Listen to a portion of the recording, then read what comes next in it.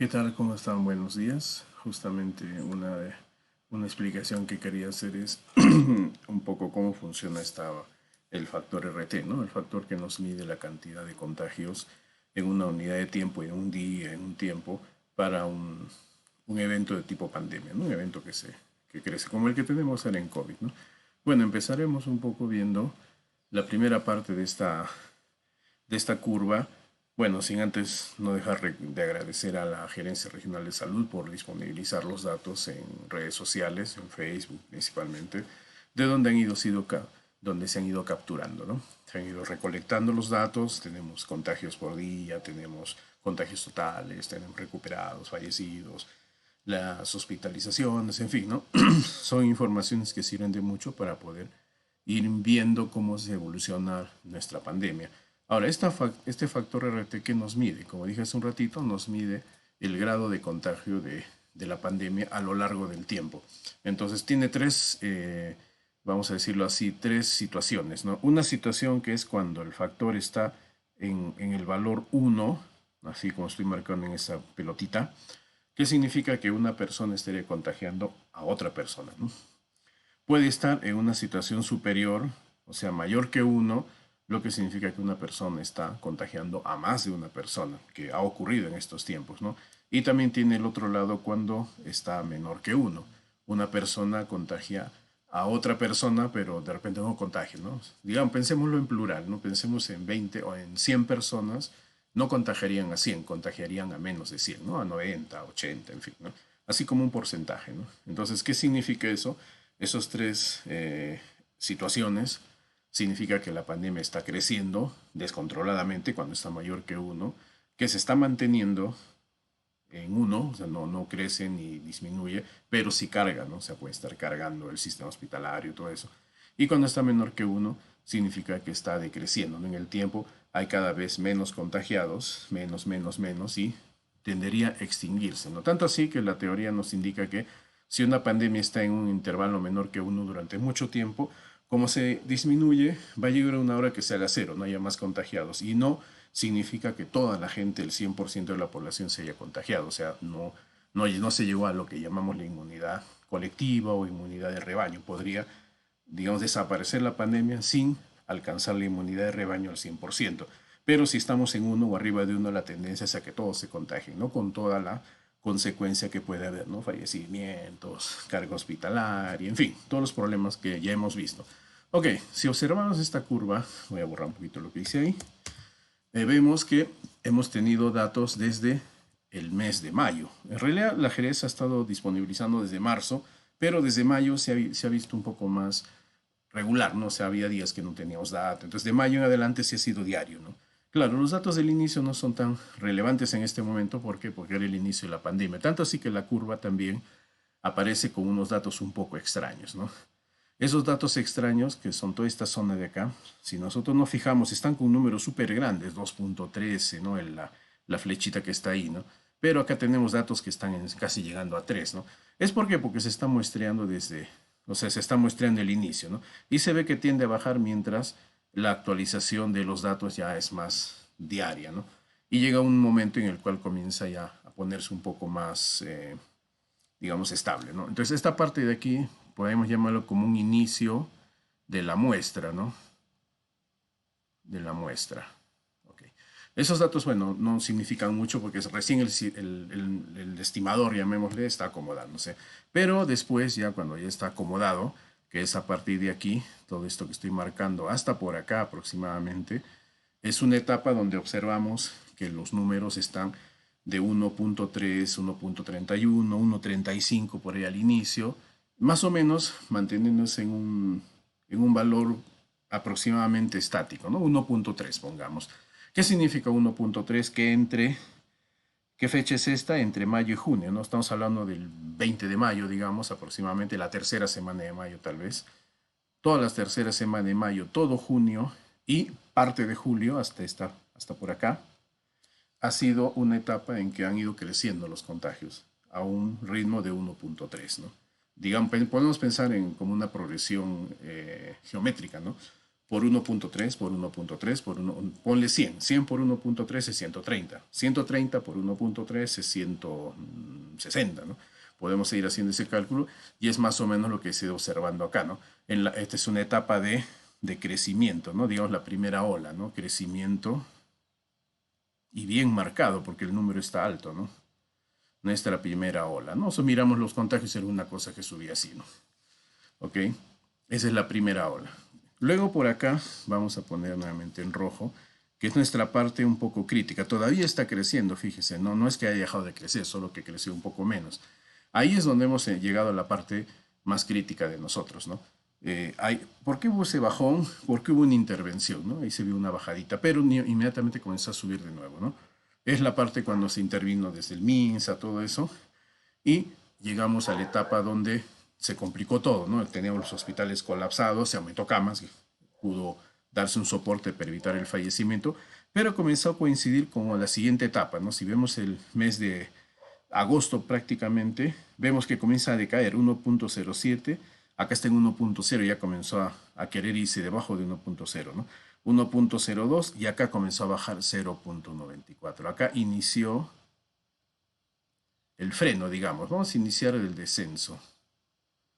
El descenso. Eso estamos hablando aproximadamente todo el mes de agosto, desde la primera semana en adelante, ¿no? Bueno, pasó la primera semana, segunda, tercera, día de Arequipa, la última semana.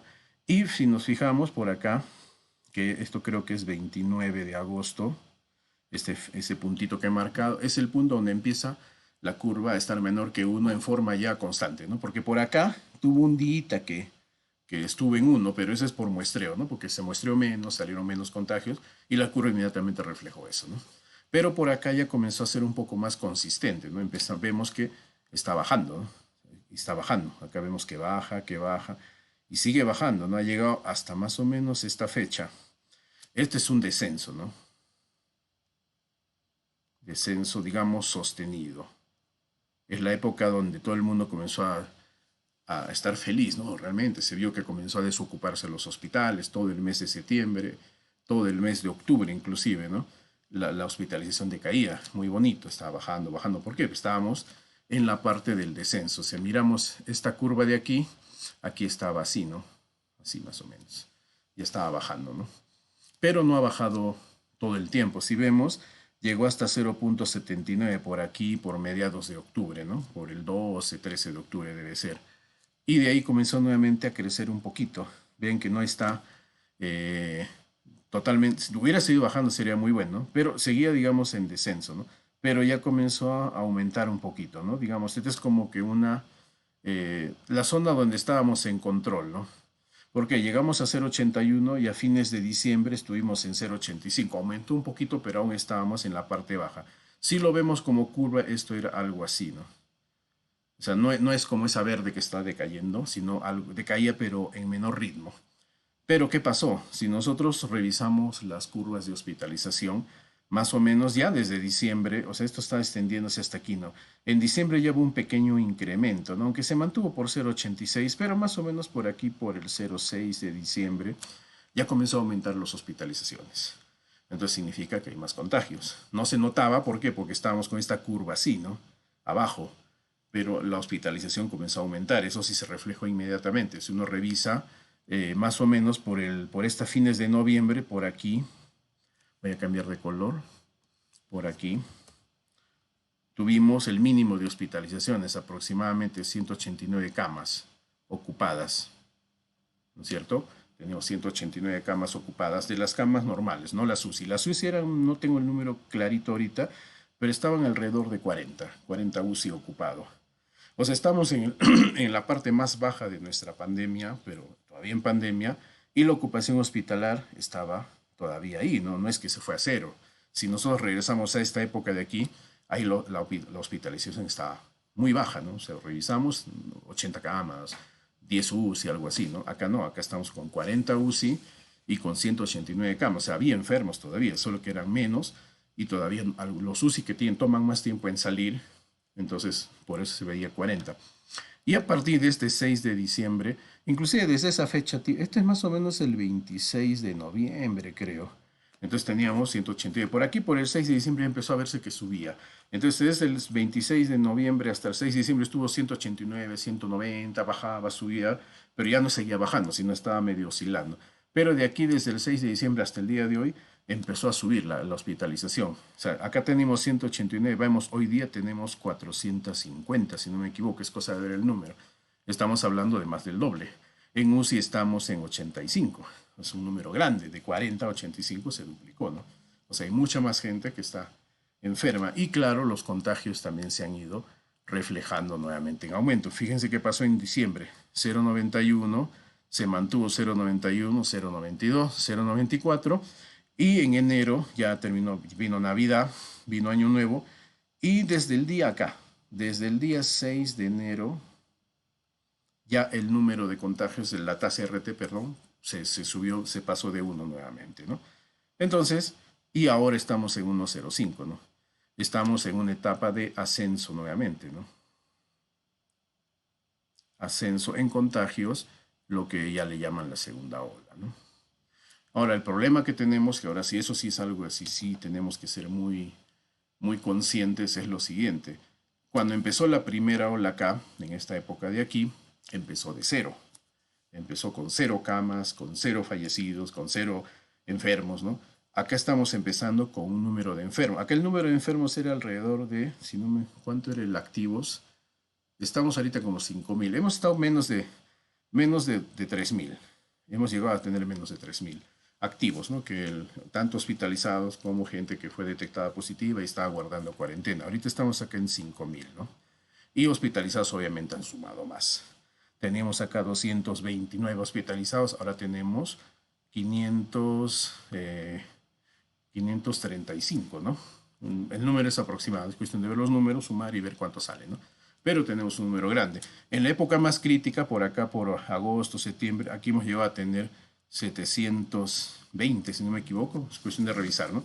Y ya estamos en ese camino, ¿no? Acá estamos altos. Entonces, volviendo a lo que decía, la idea inicial es que hemos reiniciado una segunda ola, pero no esté reiniciando de cero, está reiniciando con esta carga hospitalar ya existente, previa, ¿no? Es como que uno está, digamos, con su carro manejando, ¿no? Maneja, de repente agarra una subida, el carro calienta, obviamente, ¿no?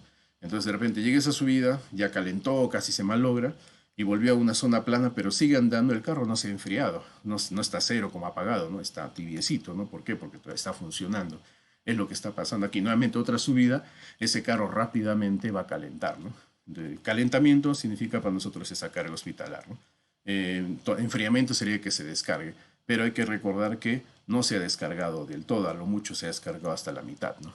Entonces, eso es lo que está ocurriendo. Por eso la hospitalización es lo primero que se ha puesto, digamos, crítico, ¿no? Y estamos con las camas UCI al tope. Camas hospitalarias todavía hay un espacio, pero se sigue llenando. O sea, todos los días vemos que hay más. Ese 450 mañana pasado va a ser un número más grande, ¿no?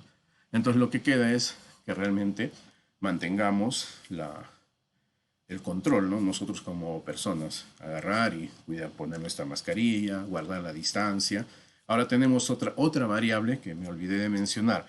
Si vemos la parte, bueno, voy a ver si mi mouse, acá sale mi mouse, no sé si está viendo la pantalla. En toda la parte inicial hemos estado en cuarentena bastante rígida, ¿no?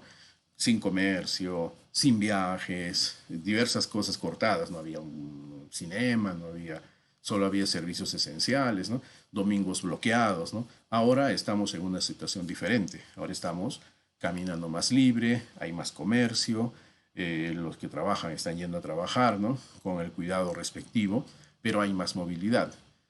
Y estamos creciendo, ¿no? O sea, lo que se está viendo aquí. Acá estamos creciendo con movilidad, ¿no?